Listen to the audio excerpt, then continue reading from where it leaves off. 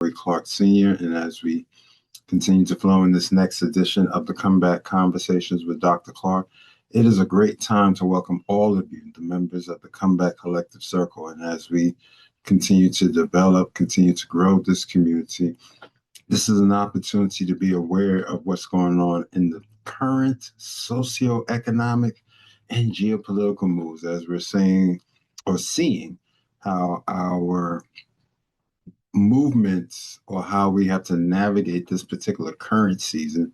Sometimes you don't have all the controls in hand to be able to be, the one that's saying that, oh yeah, I've got this and I got that. No, sometimes you have to look at the macro decisions that affect your micro. And so once again, I appreciate all the members of the Comeback Collective Circle who are in the building. And before long, we're going to start today's teaching so that we can share a little insight, share a little perspective, share how we need to be in certain and respective conversations. And I know that, Dr. Cheryl Clarke is going to be one of those individuals because she's my balance.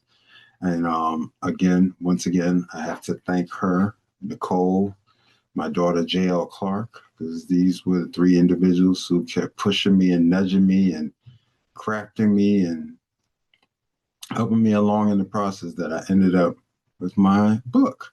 I should have had a copy in my hand, but I have the proofs in my hand. So if you go to Amazon.com right now and type in Life in the Huddle, you'll see, written by Dr.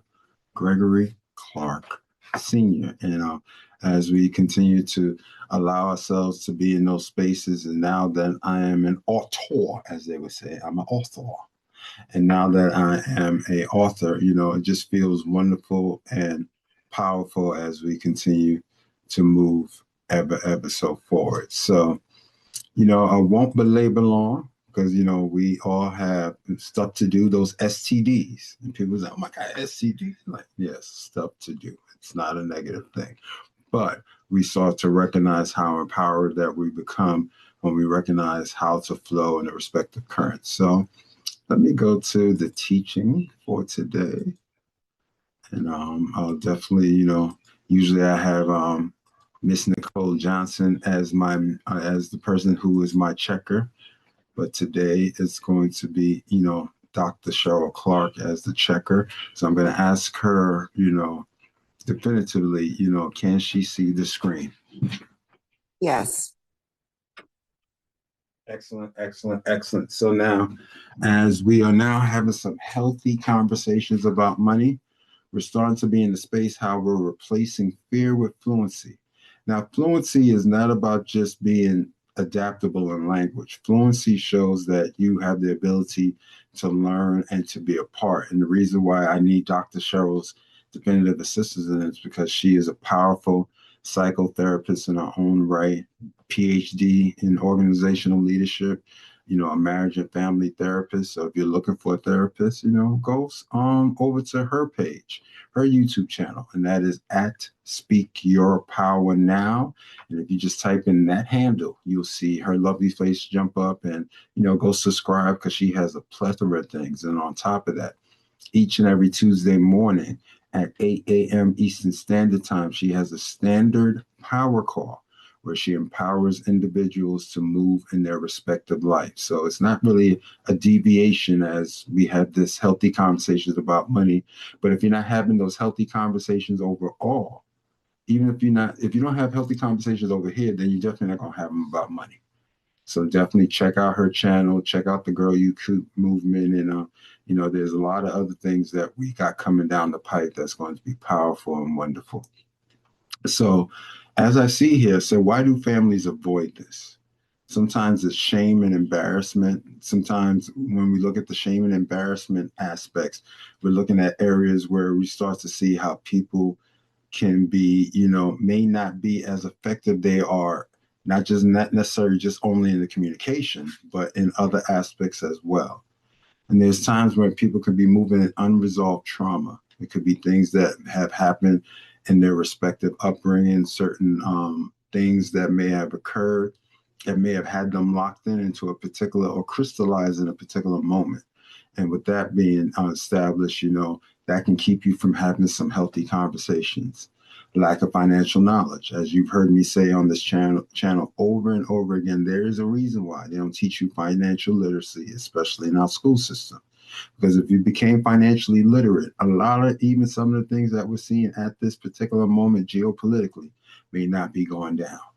Because then people be like, wait a minute, what are you doing? We're recognizing you're making a very interesting move that doesn't benefit the whole, but is benefiting a few. And history of family conflict. Sometimes we can have all of those relevant past conversations that keep, manifesting, to keep positioning this, um, keep establishing that says, so we are, in those particular areas all the respective times. So Dr. Cheryl, what would you say about some of those parts that are, moving and shaking, as I talked about shame and embarrassment, unresolved trauma, lack of financial knowledge, and sometimes the history of family conflict? Well, those major four things that you put, not isolated to just one of them, but sometimes we have shame around money and the embarrassment, so we do not have these conversations. And also sometimes unresolved trauma, we don't even know that it's traumatic. We have normalized it. And sometimes when we avoid or we just get maybe so it's a space where the lack of the knowledge, we don't even know that we possibly need the knowledge around it. And your family history is a definite thing that goes into a space of conflict because you may be thinking one way and a family member be thinking another way. It's just in fact that when we got married, and this is just for a married couple, but it's just for a standpoint when we got married, I came from a single parent household. So she had one way of doing something, and my husband learned very early on and was very astute with money. So we combined that, and he showed me how to begin to move with money more astutely and more informed. I think I wasn't informed. So the part where I was with the lack of financial knowledge, I really didn't have trauma around it because it was like we just knew that just didn't ask for anything. But there was just a learned behavior around money. Um, and I guess there was some shame as well because there's certain things that has happened that we don't know that we drag into our next relationship. And I'm complete. Thank you for that. And that leads me into expressing about this new rule, the new rule that we should all allow ourselves. It's not a force. It's not a make wrong if you choose not to use this rule. But I know for me, this is something that as we continue to evolve in these respective conversations, we have to understand whatever we did in the past, and we have the ability to assess what we did and saw what works and what didn't work. And if you see that certain things did not work, then why would you continue in those particular avenues? So the new rule is money is discussed with wisdom, not emotion. And there's a lot of times that people have conversations and discussions where it's mainly based on their emotional state or how they interacted with money or how they were either well positioned or not positioned. And so those emotings can have some sort of how should I say, they have an impact. They have a definitive impact depending upon how you move with money. You may be moving from one aspect, and then when you start to see that the money may act a little differently or the money may not be coming in the way that you desire it to come in, you start emoting. And so if money is not discussed with wisdom, knowing that, okay, what are the parameters? What are the things set up? What are the structures? And if we move in structure, then we're moving in order. If we're moving in order, then it's not making emotion wrong, but we recognize we don't have to emote in order to have a discussion. And so some of the starter questions that you can lay down for your respective family. First one, and I put a curse word in there. You'll see why I say it's a curse word. What do we want money to do for us as a family? So let me apologize already. I'm cursing at you because I shared the word want. really that question right there should have had the word desire there. So I'm already apologizing. The reason why I'm saying that is that none of us should be wanting for anything. There's no reason to be moving in that vibration of want. Want only begets more want. Want begets something that you keep yearning for, that can assist in keeping you in a space as a consumer. And one of the things here about being a part of the Comeback Collective Circle, we're about here empowering you. It's all right to consume and ever sometimes be in the marketplace, and you might find things that you desire to get with the resources that you have. But if you're doing something from a space of want, the vibration is a little bit, could be considered very limiting. Could be you're putting things in a box. Because if that want is never quenched, that means you may move into the space of overspending. You may move into the space of overtly doing things that you may not necessarily need to do, but you keep wanting to do. So that first question, what do we desire money to do for us as a family, is a great starter question when you start having those conversations over money. And what must never control, what must it never control about our relationships?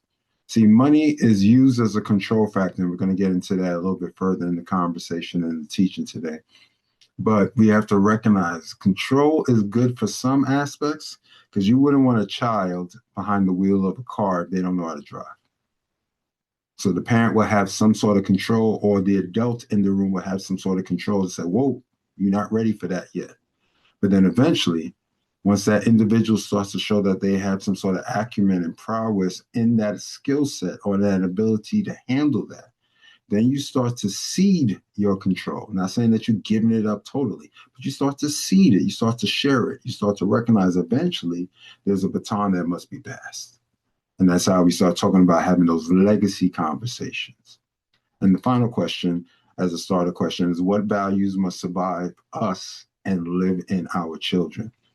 And something that my wife brought to my attention, which is so powerful, is that we live in an age now where people have respected choices. Maybe they may not have necessarily, blood family or extensions or children. They may have their family members. They may have people who move with them more as family than their own blood. And so there are times that there are individuals that you can mentor or pour into that can be considered maybe not your physical child or your bloodline child, but at the same time has the ability to flow and develop. And you never know, they may be the individual that you're passing the baton to. I've seen many men of faith who have been in their respective places and spaces of worship. And when it came time for them to hand off the baton, sometimes it wasn't necessarily to a family member. It could be to that individual who caught the spirit. And I know this is not a biblical class, but it's almost like an Elisha moment.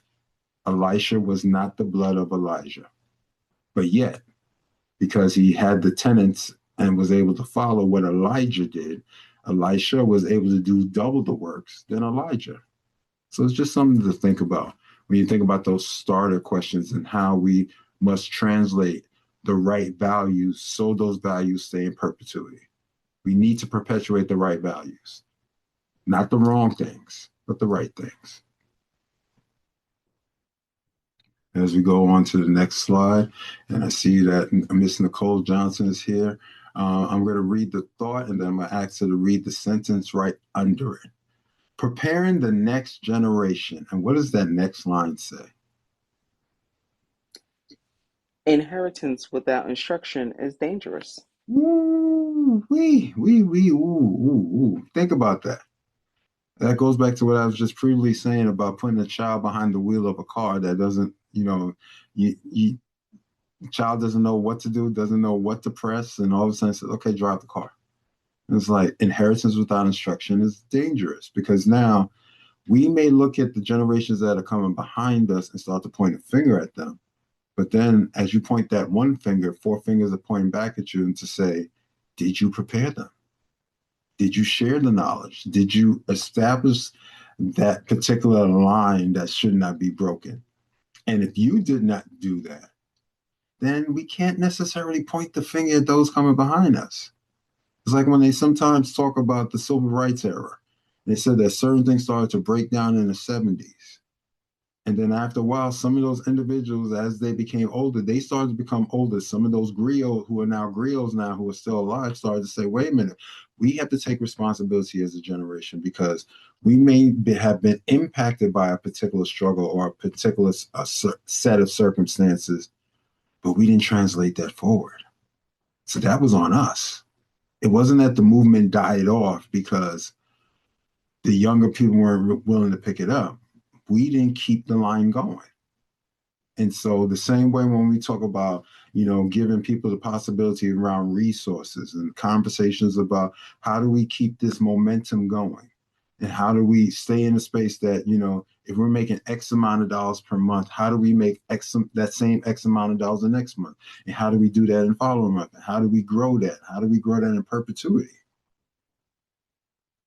Should never be moving in a space where we're just doing something. Oh yeah, we had a great windfall, yay! And we sit there and we start dancing and having a party, and it's like, okay, what? Okay, what about next month?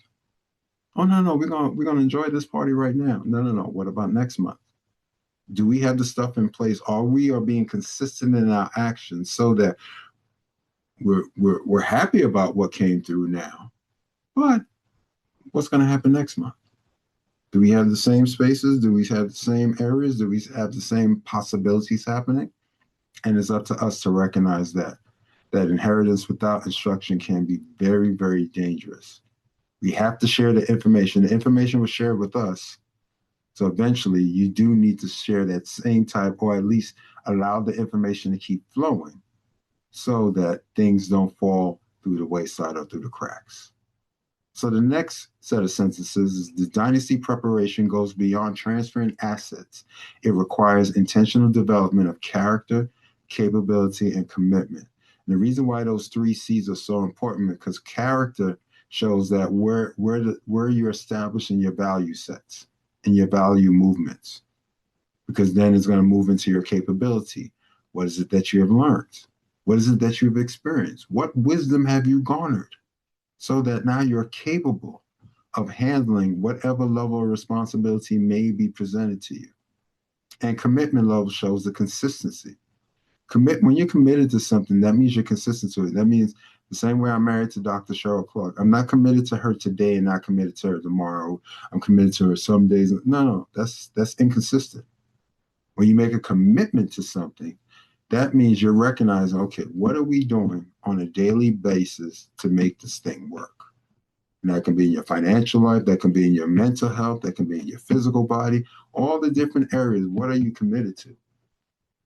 Because there are days when sometimes me and Dr. Shaw have certain conversations, and I can recognize when she talks about that wheel of life. You can be so grandiose on one part, but then all these other areas are lacking instead of allowing each one to get some level of attention. So everything is growing appropriately.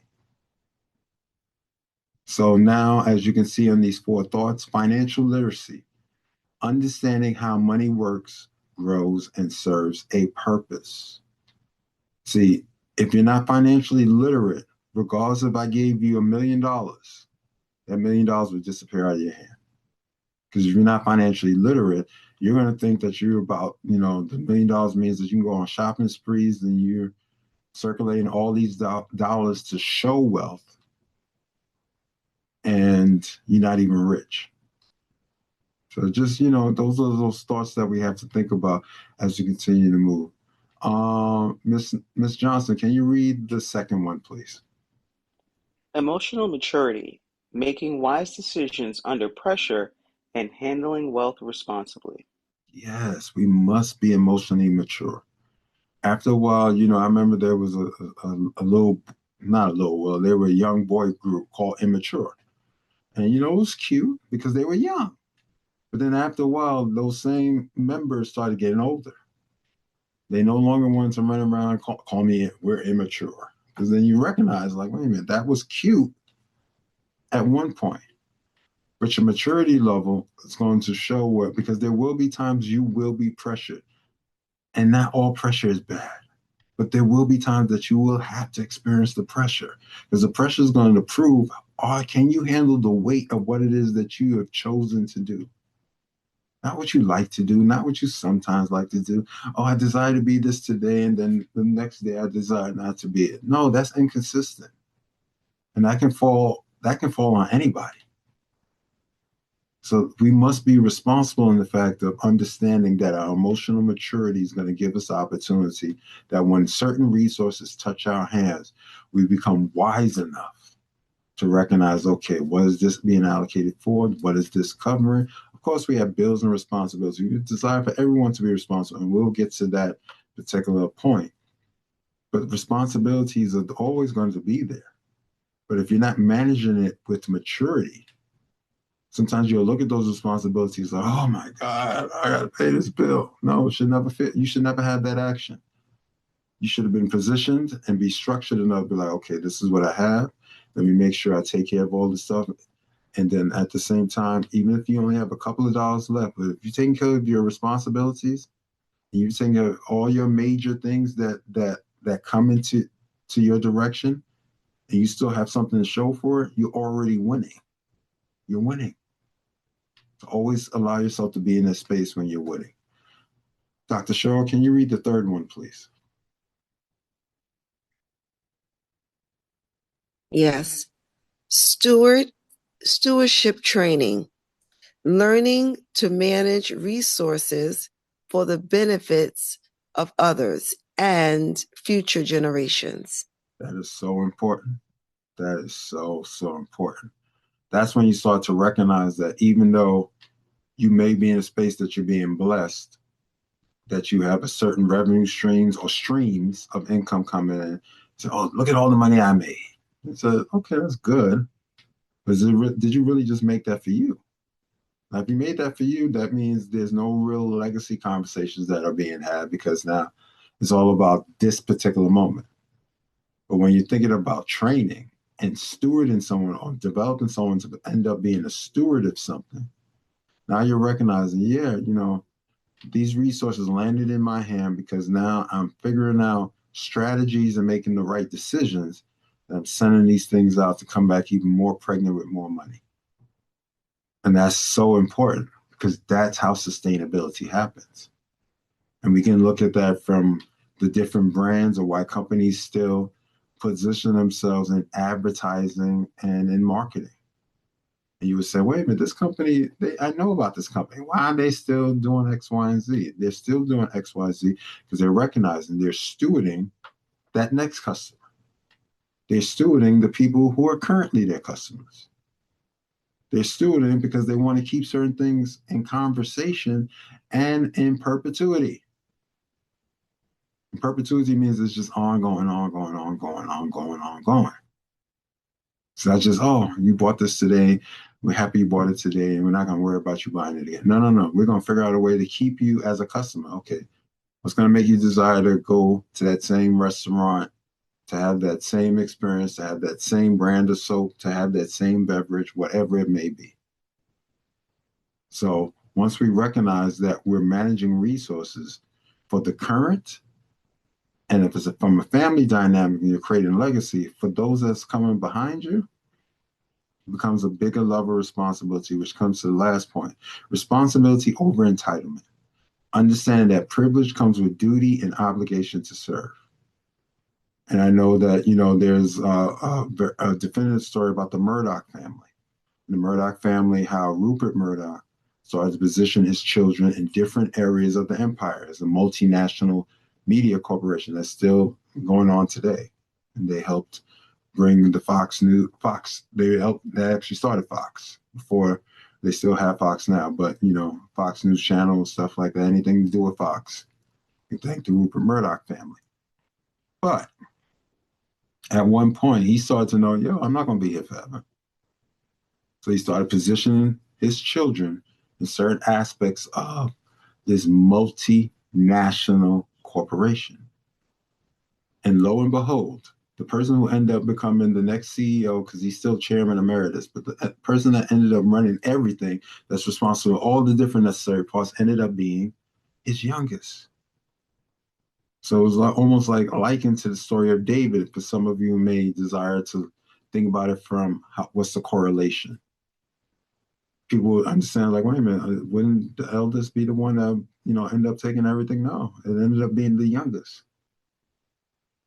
And the company is still thriving to this day because the youngest sat there and, was in those areas where they were serving and figuring it out and growing and getting those abilities become emotionally mature, had the stewardship training established within them, had the financial literacy to be responsible for what the resources came in and not just be a spendthrift. And so we have to translate some of those same principles. It's not about trying to be like the Murdochs, but we have to recognize that we have to translate those same principles to ourselves so that we can see certain things manifest accordingly. And the statement that cements this particular slide is we don't raise heirs, we develop stewards. And that can be the same way if there's a family, it could be people who are single. People make the choices if they desire to build a family or not. So it's not a make wrong. But at times they always state, people don't desire to be alone. They make a choice to. So even if you're in that, you're recognizing who is your circle of individuals that you're recognizing, like, these are the people who may be my stewards, who may not necessarily be in my respective family. Dr. Shaw, do you have any thoughts about this before we move on? No, I think it was very concise in regards to your responsibility and the overall what we are moving. It's not just about us. We have to think about what people that are coming behind us because we only have one life. So we got to think about the generations behind us. And I'm complete. Excellent. Any thoughts from you, Ms. Johnson, before we move on? I have several thoughts because I'm Go ahead. seeing this situation play out in real time in a couple different ways. I see a family where the parent has educated the child, they're fully capable, but they want to do something completely different. So the Mm, parent is having the struggle of this is the person who would best carry out my legacy, mm, but they don't really want it. So it's a mm, struggle of, okay, do I shift how my legacy starts? Like, okay, do I sell and do something else so that the child will be more interested? Or, as you were speaking about, giving it to someone else. And in another situation, I can see someone who is eager but is so unqualified, and the parent is struggling. So, as you're speaking and teaching about it, I'm like, okay, how can I help them make the decision of which way to go forward? And I'm complete. thank you for that. Because I know I'm thinking about the fact of those people who are powerful individuals who may not necessarily have their own bloodline.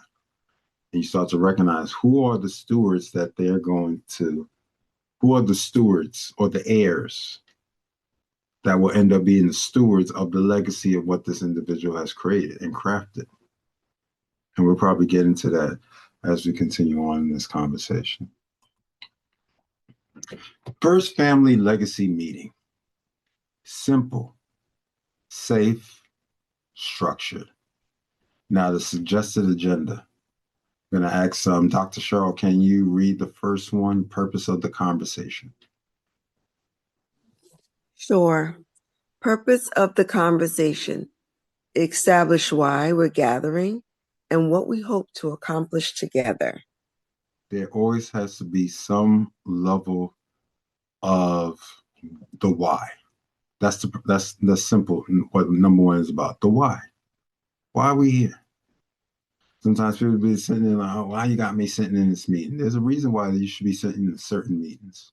Not only are you generating information, but you're starting to see how people move in in particular. It could be a family dynamic, could be in a business dynamic. It gives you the opportunity to see, like, okay, what is it that you're entertaining?